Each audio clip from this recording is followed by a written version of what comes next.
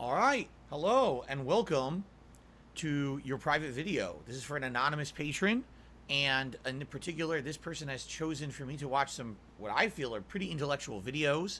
And for a little bit of background, I don't have any history or prerequisite knowledge of these videos, nor do I really know much about the subject matter of what they seem to be about. So this should be pretty interesting for me, and maybe to see my own live reaction, because I don't know how I'm going to react to it. So the first video here is from someone named Michio Kaku explaining string theory. All right, I actually don't know what string theory is. I guess I'm about to learn. Here we go. Beyond our reach using Einstein's equations. We need a higher theory, and that's where string theory comes in. Hold on. String. We got an echo. I got my speakers on. Oops.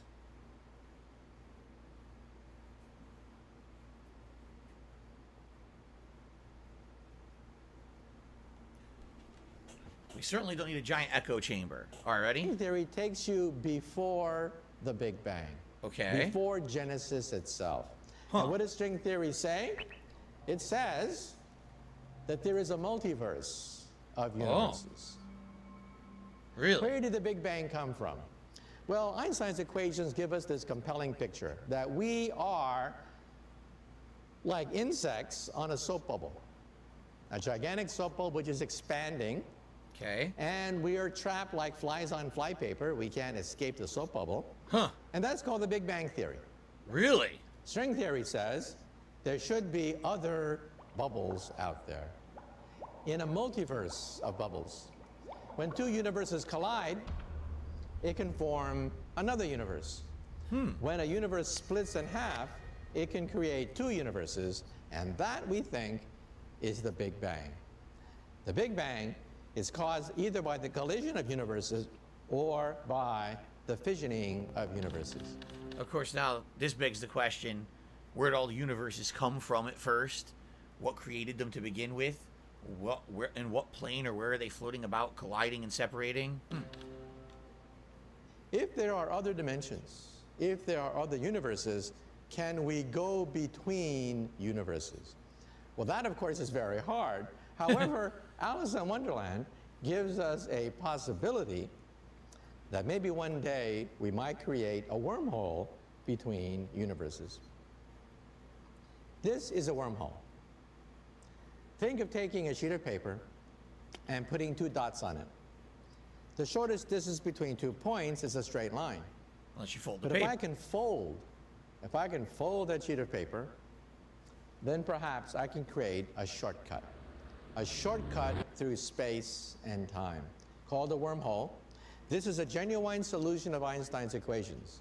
We can actually see this in string theory. The question is, how practical is it to go through one of these things?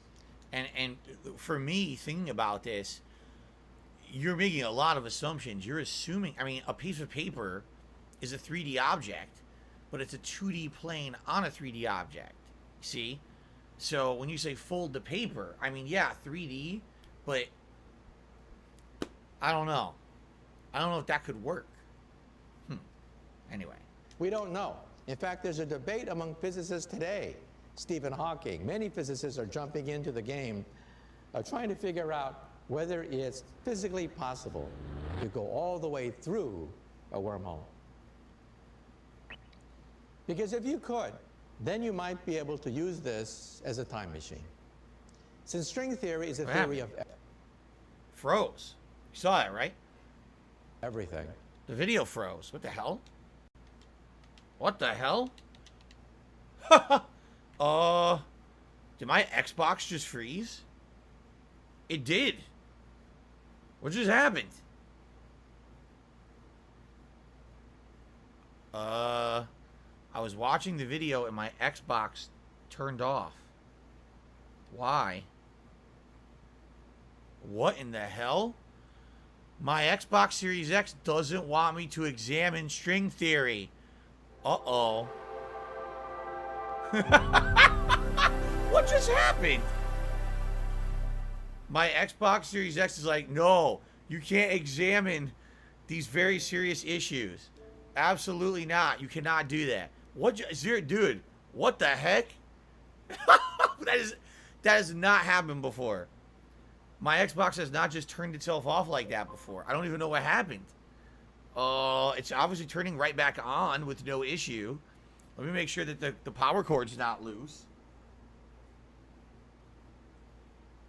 No, it's not.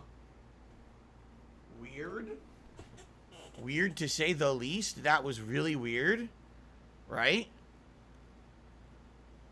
Well, I guess we'll continue. I hope the video will come back up. That was freaking bizarre. So, I'm gonna go back. Here it is. What the hell? All right, let's try again. And what else could we do? Let's fast forward here. Trying to figure out whether it's physically possible to go all the way through a wormhole. Okay. Don't freeze, please. Because if you could, then you might be able to use this as a time machine. Since string theory is a theory of everything, it's also a theory of time. And time machines are allowed in Einstein's equations, but to build one is extremely difficult. Far more energy is required than a simple DeLorean with plutonium. Back to the Future. You know, trillions of years from now, the universe is going to get awfully cold. We think the universe is headed for a big freeze. All the stars will blink out. Stars will cease to twinkle. The universe will be so big, it'll be very cold. At that point, all intelligent life in the universe must die. The laws of physics are a death warrant to... It's gonna be very cold. Everything will die by blowing up in fire. That wasn't a very good representation of that. Anyway. Intelligent life. There's only one way to escape the death of the universe, and that is leave the universe. So you're now, of course, entering the realm of science fiction, but at least we now have equations, the equations of string theory, which will allow us to calculate if it is possible to go through a wormhole, to go to another universe where it's warmer, and perhaps we can start all over again. And if okay, I was just playing another video by accident. If string theory is correct and is real, right? Then what's to say this hasn't already happened? What's to say that we aren't in another dimension from where we started, right? Or that there aren't other things in a dimension that you know what I mean? Like perhaps this already happened and we're just not aware. We lost the knowledge of it or whatever. Interesting and fascinating theory, right? Okay, the next one is this video, and just so you'll see, I played just a few seconds of each video so that when I go into the app here, it shows the video that I played, so I know that's the right one. Problem is, this one has a really low volume, and I don't know why. So let's play it and try to adjust it properly, because it's barely able to be heard.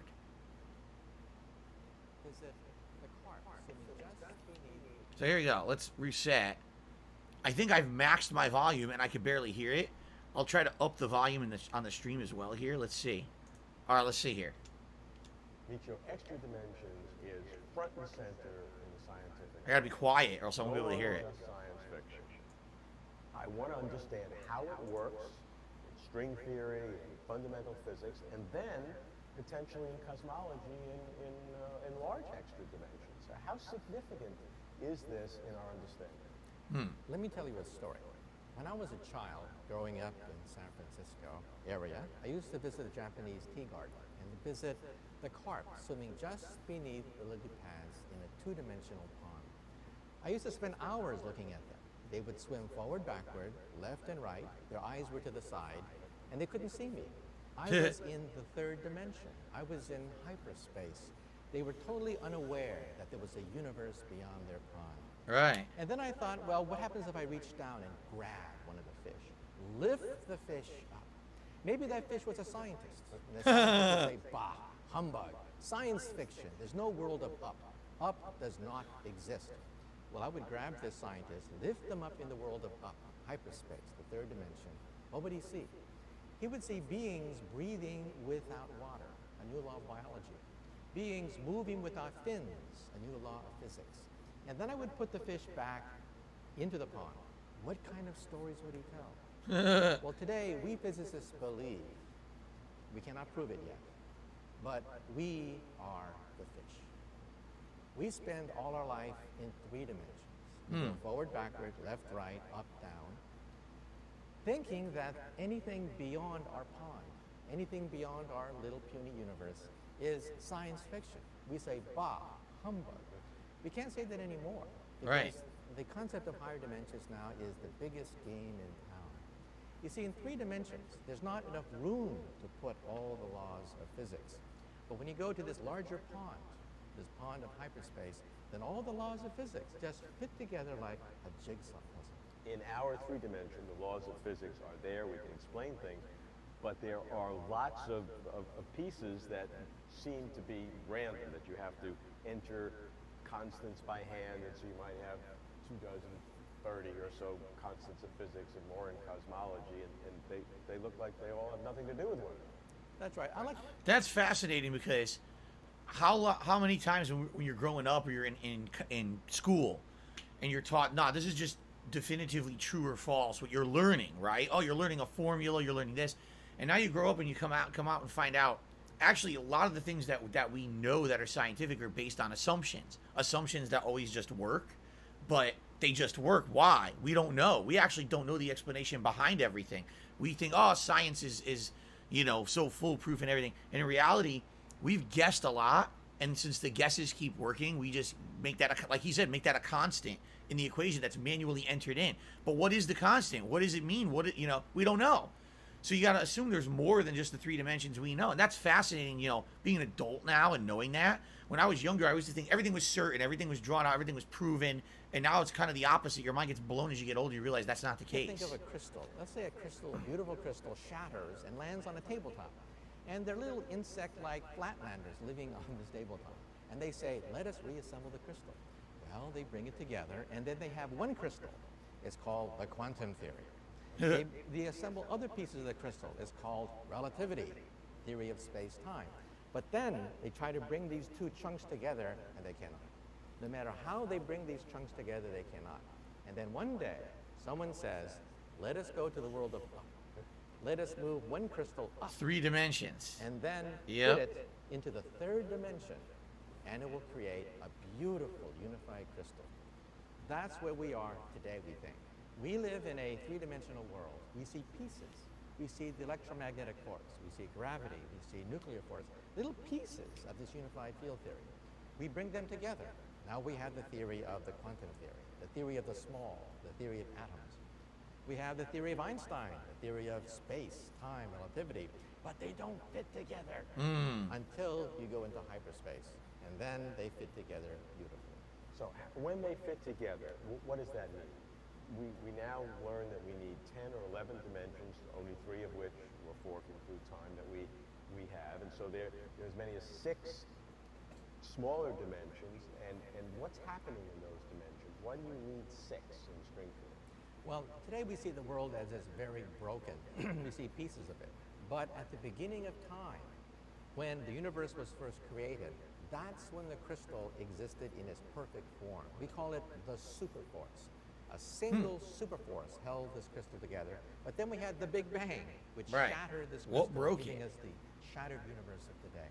When you look around you and you see the different forces, mountains, clouds, planets, it's broken. We live in a horribly broken world. But at the instant of creation, there was perfection. There was perfection in a higher dimension.